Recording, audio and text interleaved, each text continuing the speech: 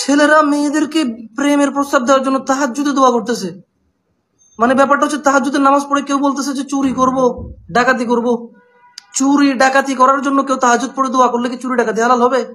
যদি চুরি ডাকাতি হালাল না হয় তাহাজ্জুদের নামাজ পড়ে দোয়া করলে, তাহলে কিভাবে হালাল হবে কোনো মেয়েকে প্রেমের প্রস্তাব দিলে সেই মেয়ে প্রেম গ্রহণ করার জন্য তাহাজ্জুদ পড়ে নামাজ পড়ার? দেশে 8,33,47,206 জন নারীর মধ্যে আমি আপনাকে ভালোবাসছি, এটা মনে করুন আপনাকে মানে ভালোবাসার জন্য কেউ তাহাজ্জুদে দোয়া করে।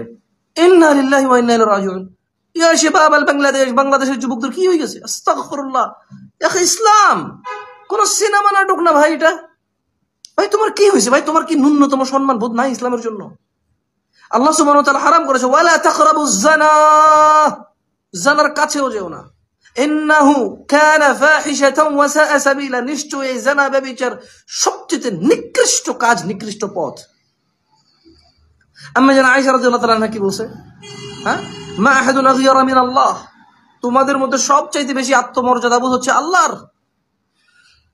আইয়ারা আবদাহু ওয়া আমাতাহু তাজনি, তিনি দেখতে চান, আল্লাহ দেখতে চান তার কোনো বান্দা বান্দি জানা করা অবস্থায় আছে। ইয়া উম্মত মুহাম্মদ, হে উম্মত মুহাম্মদরা, লাউ তা'লামুনা মা আ'লাম, যা আমি জানি তোমরা যদি তা জানতে, লা দাহিকতুম কলিলান ওয়া লা বাকিতুম কাসীরা, তোমরা অল্প হাসতে বেশি কাঁদতে। ভাই আমার, কারো ঘর চুরি করার জন্য তাহাজ্জুদ পড়ে দোয়া করা কি বৈধ? অথবা আপনাকে যদি কেউ বলে চলো চুরি করি, সে যদি বলে যে না আমি চুরি করবো না, হারাম। আপনি যদি বলেন যে please please please please please please please, সে বললো যে না হারাম।